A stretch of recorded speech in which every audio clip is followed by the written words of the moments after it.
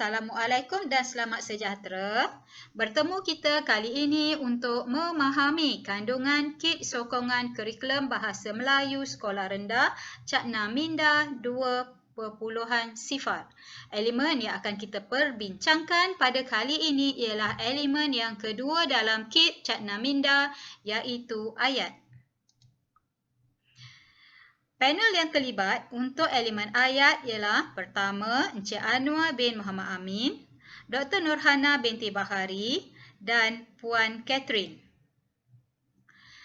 Inovasi ayat bertitik tolak dari isu yang berikut, iaitu pertama, murid tidak menguasai kemahiran gabungan perkataan untuk membina ayat.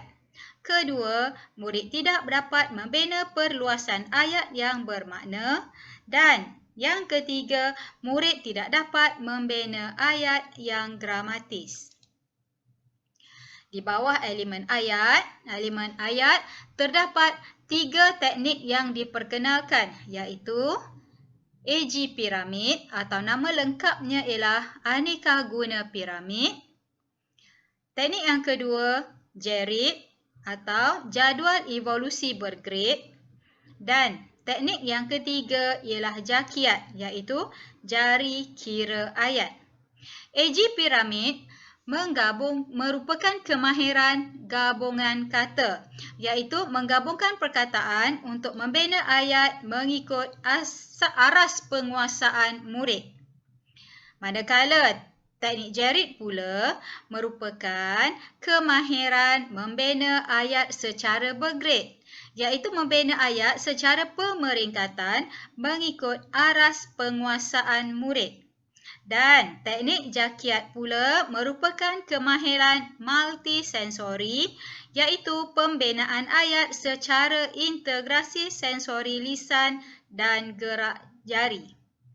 AG piramid akan menggunakan bahan kad piramid, manakala JERID pula menggunakan jadual bergrade dan teknik jakiat menggunakan jari.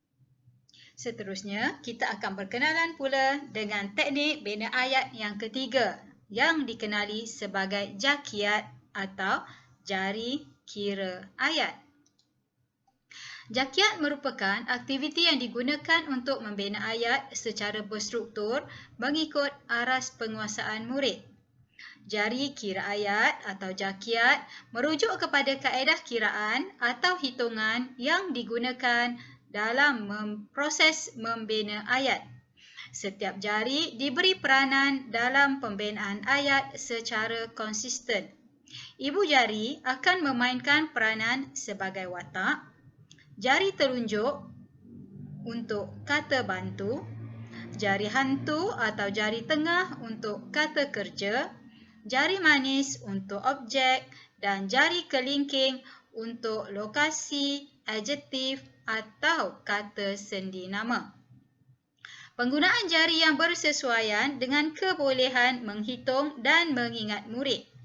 Justru, jakiat memfokuskan aktiviti yang mengupayakan murid membina ayat secara berstruktur, konsisten dan tepat melalui kiraan jari untuk pembinaan atau perkembangan ayat.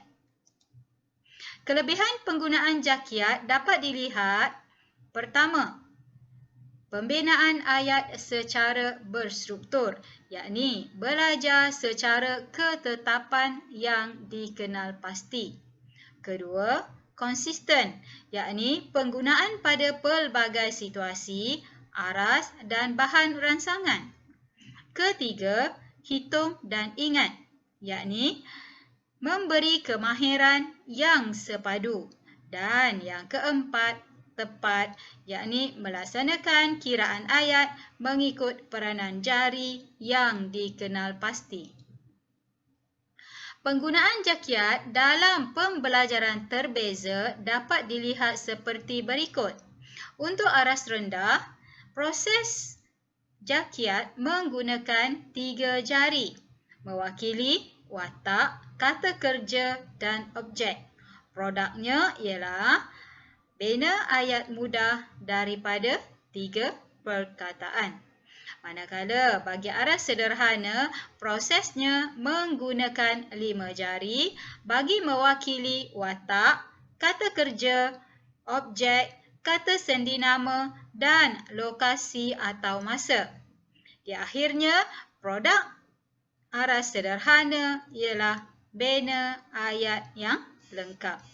Seterusnya, untuk aras tinggi, prosesnya menggunakan 7 atau lebih jari bagi mewakili watak, kata kerja, objek, kata sendinama, lokasi atau masa, kata hubung dan keterangan.